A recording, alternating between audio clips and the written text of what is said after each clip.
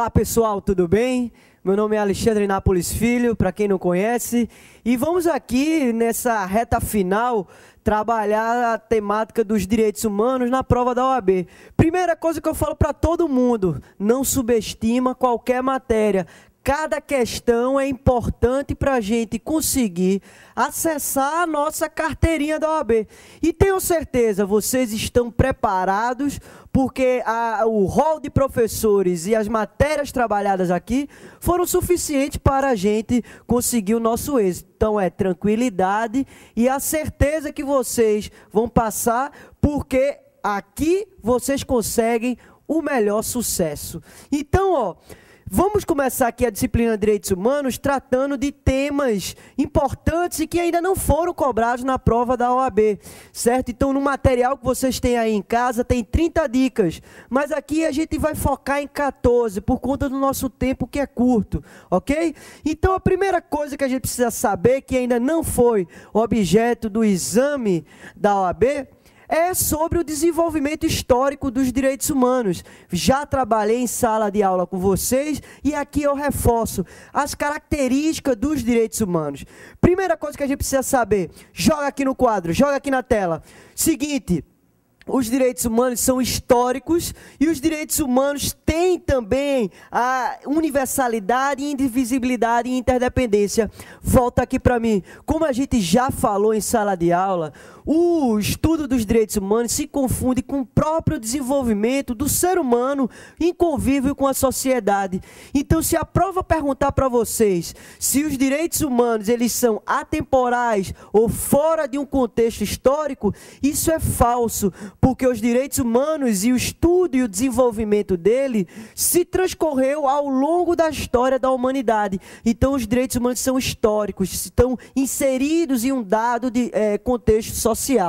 Os direitos humanos também são universais, ou seja, são para todas as pessoas, independente de sexo, credo, raça, religião, independente de qualquer coisa, ok? Independente do país em que está submetida a jurisdição. Então, as pessoas que estão no planeta Terra, todas elas têm acesso a direitos e garantias mínimos, que a gente chama dos direitos humanos, ok? Eles também são indivisíveis e interdependentes, ou seja, os direitos civis e políticos e os direitos econômicos, sociais e culturais, lembra, os direitos civis e políticos, direitos de primeira geração, e os direitos econômicos, sociais e culturais, direitos de segunda geração, eles são indivisíveis e interdependentes. O que significa isso? Para você acessar e garantir a dignidade do ser humano integralmente, você precisa que os dois sejam promovidos, os dois sejam assegurados pelo Estado, sob pena de você ter a sua dignidade humana cerceada, restringida. Então, a primeira dica que a gente dá aqui é que os direitos humanos são universais, indivisíveis, interdependentes e estão inseridos dentro de um contexto histórico, ok? Segunda dica que a gente traz aqui para vocês, ainda dentro desse desenvolvimento histórico dos direitos humanos, é sobre a Carta Magna do Rei João Sem Terra. Joga aqui no quadro, Carta Magna do Rei João Sem Terra, de 1215. Ela foi importante porque foi o primeiro documento escrito a conter os poderes do monarca. Volta aqui para mim. Esse documento, ele é extremamente relevante porque ele influencia também outros documentos também da Inglaterra, como o Habeas Corpus Act e o Bill of Rights. Então, a Carta Magna do Rei João Sem Terra foi feita a partir de um acordo entre a Igreja e o Estado inglês, com o fim de garantir direitos de liberdade, garantir a liberdade de religião, garantir o direito de propriedade, esse direito de propriedade da Igreja, né? Mas foi importante, foi um documento importante, porque foi a primeira vez em que se positivou restrições ao monarca. Beleza? Então, a Carta Magna do Rei João Sem Terra, de 1215, um instrumento importante para a nossa prova. Terceira dica, não desiste, não desestimula, vamos conseguir passar. Terceira dica está relacionada à Declaração da Virgínia e à Declaração Universal dos Direitos do Homem e do Cidadão. a primeira que surgiu com a Revolução Americana, ela foi importante porque alguns doutrinadores consideram ela como sendo o primórdio dos direitos civis e políticos, ok? E a Declaração do Direito do Homem e do Cidadão, que surgiu com a Revolução Francesa, também é importante porque consagra direitos civis e políticos, ok? Essa é a nossa terceira dica que fica aí para vocês. E para sedimentar todo o entendimento sobre os direitos de primeira, segunda e terceira geração, a gente traz um quadrinho aqui que a gente já trabalhou com vocês em sala de aula. Joga aqui na tela, joga lá, preste atenção, preste atenção. Voltando aqui, peraí, deixa eu voltar. Aqui, ó. Os direitos de primeira, segunda e terceira geração, ó. Direitos civis e políticos, direito de primeira geração. Qual é o exemplo? Direito à vida, direito à propriedade, direito à liberdade, os direitos políticos, né? Aqueles direitos lá do artigo 12 da nossa Constituição Federal, são direitos civis e políticos, ok?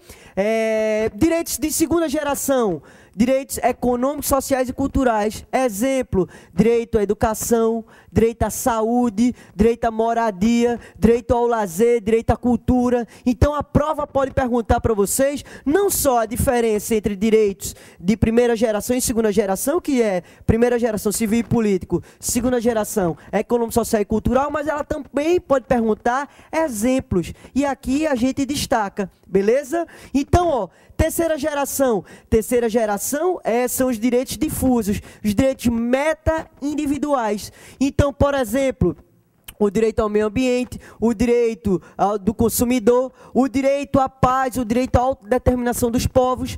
Então, são esses os direitos de terceira geração. E qual é os princípios que estão vinculados a isso? Aqui no quadro, mais uma vez, a gente faz esse destaque. Primeira geração, princípio da liberdade. Segunda geração, princípio da igualdade. Terceira geração, princípio da solidariedade e da fraternidade. O contexto histórico também pode ser objeto desse nosso exame da OAB. Então, ó, isso já foi objeto de prova e aqui a gente traz a distinção. Então, a primeira geração é a luta contra os monarcas, né? Aquela luta entre burguesia e o Estado ditatorial, fazendo com que o argumento em prol dos direitos surgisse. Segunda geração dos direitos humanos, Revolução Industrial, Primeira Guerra Mundial, é lá onde se começa a lutar contra aqueles trabalhos exaustivos, aqueles trabalhos degradantes, a favor do direito à educação para todo mundo, direito à saúde para todo mundo, ok? Beleza? As lutas sindicais são pautadas nesse período também. A terceira geração vem com a Segunda Guerra Mundial. E nessa Segunda Guerra Mundial surge a Carta da ONU, e também a Declaração Universal dos Direitos Humanos, onde a gente já passa para esse outro ponto, que é a positivação. Onde foi positivado esses direitos de primeira, segunda e terceira geração. Então, a terceira geração, como está aqui no nosso esqueminha, foi positivado na Carta da ONU e na Declaração Universal dos Direitos Humanos, principalmente. Isso não é exclusivamente, fica atento a isso, isso é principalmente, são documentos de destaque, certo? Na segunda geração, quais são os documentos principais onde tiveram esses direitos de segunda geração? Na Constituição de Weimar, da Alemanha, 1919, na Constituição Mexicana de 1917, no Tratado de Versalhes, que cria a OIT, também de 1919, né? E na primeira geração dos direitos humanos, qual é o documento importante? Declaração da Virgínia e Declaração Universal dos Direitos do Homem e do Cidadão, que é que veio com a Revolução Francesa, beleza? Então, ó, fica atento nesse quadro, dá uma olhadinha, porque pode ser objeto de prova, tudo bem? Vamos para a nossa próxima dica, a nossa dica número 4, nossa dica super importante, que pode ser objeto também, que é a Declaração Universal dos Direitos Humanos. Gente, ainda não cobraram a Declaração Universal dos Direitos Humanos, então, ó, fica atento, tenta dar uma olhadinha nesses 30 dispositivos da Declaração Universal dos Direitos Humanos, porque pode ser objeto. Mas quais são os destaques que a gente já fez em sala de aula e aqui a gente renova eles. Primeira coisa, a Declaração Universal dos Direitos Humanos, como está aqui na nossa dica, número 4, ela surge lá em 1948 e ela tem 3 legados, que são ele trazer a ideia da universalidade, indivisibilidade e interdependência. Então, aquelas características que a gente traz na nossa primeira dica, ela veio surgir com a Declaração Universal dos Direitos Humanos. Outra coisa importante sobre a Declaração Universal dos Direitos Humanos está na nossa dica número 5. Que é o seguinte, ela pela primeira vez traz a ideia da igualdade e da liberdade junto num único instrumento. E a gente vai para a nossa dica 6, que a nossa dica 6 traz um destaque que é muito cobrado em prova, a gente trabalhou em sala de aula e a gente aqui renova. Seguinte, gente... Há uma discussão entre se a Declaração Universal ela vincula ou não, se ela tem força de obrigar os estados ou não. Então, formalmente, tecnicamente falando, a Declaração Universal dos Direitos Humanos, ela não vincula, porque ela foi feita por meio de uma resolução. Mas, materialmente falando, ela vincula sim, ok? Então, essa nossa quinta dica é importante para a gente entender a Declaração Universal dos Direitos Humanos. E vamos para a nossa 7ª dica. Nossa 7ª dica, que está aqui no quadro, joga aí na tela, meu querido. Ainda sobre a Declaração Universal dos Direitos Humanos, é o seguinte, a Declaração Universal dos Direitos Humanos, junto com o Pacto Internacional dos Direitos Civis e Políticos e o Pacto Internacional dos Direitos Econômicos, Sociais e Culturais, formam o que a gente chama da Carta Internacional dos Direitos Humanos, ou International Bill of Rights. Volta aqui para mim. Esse documento, ele é importante porque ele é quem fundamenta o Sistema Global de Proteção aos Direitos Humanos, ou o Sistema da ONU. Vamos para a nossa próxima dica. Nossa próxima dica, a gente trabalha sobre a Corte Interamericana e a Comissão Interamericana de Proteção aos Direitos Humanos. Essa comissão e essa corte, ela... não foi ainda objeto de prova, certo? Então, essa distinção entre um e outra é extremamente relevante porque não foi cobrado e todas as provas que caem a disciplina de direitos humanos sempre cobra essa diferença entre um e outro. Então, vamos lá, aqui os destaques, ó. Comissão Interamericana, sede, Washington, Corte, São José da Costa Rica. Comissão Interamericana, membros, comissionados ou comissários, Corte, juízes. Competência da comissão, política. Competência da corte, jurisdicional. Comissão Interamericana de Direitos Humanos, função conciliadora, assessora. Corte Interamericana, função consultiva ou contenciosa. CIDH, ou Comissão Interamericana, ela produz o quê? Recomendações. A corte produz sentenças. E aí, ó, volta aqui para mim, ó, um destaque que a gente faz. A recomendação, ela não vincula os estados que sofrem ela. Então, quando a comissão prolata uma recomendação, isso não vincula os estados partes. Então, o estado pode descumprir uma recomendação. Já a sentença da corte é diferente. Ela vincula sim. Ela, então, tem um poder cogente de obrigar os estados a respeitar aquelas normas, aquelas decisões, aqueles dispositivos da sentença.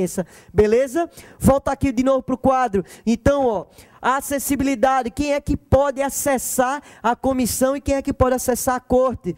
Quem pode acessar a comissão é qualquer indivíduo, grupo de indivíduos, estados, ONGs ou a própria CIDH. Então, ó, volta aqui para mim, ó. Já falei em sala de aula e a gente renova aqui, ó. Não precisa ser advogado, não precisa ser bacharel em direito, não precisa ter curso superior para levar um caso para a Comissão Interamericana de Direitos Humanos. Então, quem é que pode levar? Qualquer indivíduo, grupo de indivíduos, a Comissão Interamericana abrindo de ofício o caso, ou então um Estado que ratificou a Convenção Americana de Direitos Humanos. E a Corte? Quem é que pode acessar a Corte? A Corte, só quem pode acessar são duas figuras, que é a Comissão Interamericana de Direitos Humanos ou outro Estado parte que aceitou a jurisdição da Corte. Beleza? Outra dica importante para vocês. Outra dica sobre o TPI. O TPI ainda não foi cobrado em prova e a gente aposta que pode cair nesse nosso exame de ordem. Então, ó, a nossa dica 8 fica aí para vocês. O TPI é um Tribunal Penal Internacional. Joga aí na tela. É um Tribunal Penal Internacional que ele julga indivíduos. Ele julga indivíduos diferentemente da Corte Interamericana, que julga estados. Diferente também da Corte Internacional de Justiça, que também julga estados. Então o TPI julga indivíduos. O TPI, ele foi criado pelo Estatuto de Roma. Ele tem vigência a partir de 1º de julho de 2002. E ele fica lá sediado em Haia. Beleza? Essa é a nossa 8ª dica. O que faz a gente caminhar para a nossa 9ª dica. Nossa 9ª dica ainda sobre o TPI é que o TPI é um órgão independente, ele é um órgão autônomo. Então, ó, volta aqui para mim, ó. O TPI é um órgão autônomo, diferentemente da Corte Internacional de Justiça, que está vinculado à Assembleia Geral das Nações Unidas e está vinculado ao Conselho de Segurança da ONU, beleza? Então o TPI não está, mas a Corte Internacional de Justiça, que é o órgão jurisdicional da ONU, está vinculado sim ao Conselho e à Assembleia Geral das Nações Unidas. Volta aqui, ó, para a nossa, joga aqui na tela a nossa dica número 10. Dica número 10, o Brasil está submetido sim ao TPI. Está lá no nosso parágrafo 4º do nosso artigo 5º. Vem aqui para mim. Gente, isso é muito cobrado em prova. O Brasil está submetido sim ao TPI e pode levar pessoas que estão sob a jurisdição brasileira para serem julgadas no TPI. Beleza? Vamos para a nossa 11ª dica? Joga aí no quadro, joga aí. 11ª dica. 11ª dica. O TPI, ele somente julga 4 tipos de crime. Quais são esses 4 tipos de crimes? Olha lá, o primeiro, crime de genocídio, crime de guerra, crime contra a humanidade e crime de agressão. Vem aqui para mim, gente. Volta aqui, ó. Preste atenção. Desses 4 tipos penais, somente o crime de agressão não foi regulamentado pelo TPI. Então toma cuidado com isso, porque todos os outros, o Estatuto de Roma, ele traz um rol de crimes que são considerados crime de guerra, crime de genocídio, crime contra a humanidade, mas não faz o mesmo com o crime de agressão. Então isso pode ser questionado na prova de vocês. Nossa 12ª dica, joga aí no quadro. Nossa 12ª dica está lá no artigo 29 do Estatuto de Roma, que é o seguinte, ó, esses crimes, eles não prescrevem. Os crimes do TPI não prescrevem. Então, quais são esses crimes? Crime de genocídio, crime de guerra, crime contra a humanidade, crime de agressão. Esses 4 crimes não prescrevem. Vamos para a 13ª? 13ª dica, também sobre o TPI. O TPI, ó, joga aí no quadro, ó, não se aplica a menores de 18 anos. Está lá no nosso artigo 26. Volta aqui para mim, gente.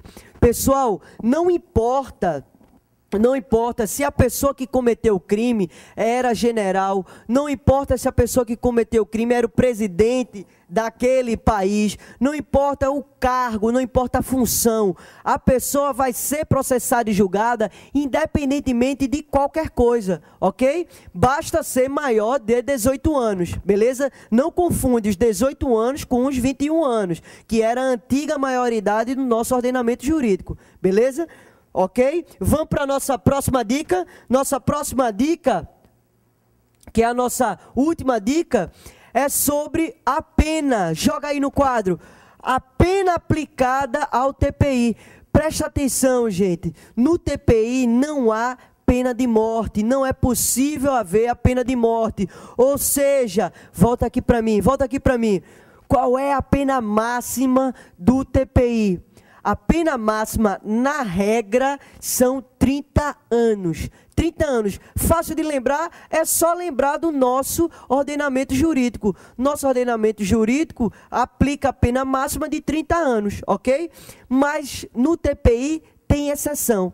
Excepcionalmente, cuidado com isso, excepcionalmente, a pessoa pode ser presa por prisão perpétua, dependendo do tipo do crime que ela cometeu e das características do próprio réu, ok? Então, ó, excepcionalmente pode sim aplicar prisão perpétua. Então, ó, toma cuidado com essas dicas. Dá uma olhadinha em TPI, dá uma olhadinha em Declaração Universal dos Direitos Humanos e nessa diferença entre Corte e Comissão Interamericana de Direitos Humanos, porque ainda não foram objeto de prova e a gente aposta que isso caia nesse seu exame de ordem. Tudo bem? Então eu desejo aqui de coração, corpo e alma, um sucesso para todo mundo, tranquilidade, paz no coração, que é o suficiente para a gente lembrar de todo o conteúdo que a gente estudou, todo o conteúdo que a gente resolveu por meio de questões, que é suficiente para resolver a prova da OAB. A prova da OAB não é bicho de 7 cabeças. Se passar, você vai ver que não é nada do outro mundo. E também, se não passar, não é nada do outro mundo também, ok? Fica tranquilo, isso é somente uma prova, não é nada do outro mundo. Se passar, ótimo. Se não passar, continue estudando, porque você vai conquistar o que você sonha, ok? Acredite em você, você está preparado e você vai passar, tudo bem? Qualquer dúvida, manda para o meu e-mail, alexandre_napoles@hotmail.com, ou então lá no Facebook, Alexandre Nápoles Filho, beleza? Sucesso, abraço a todos.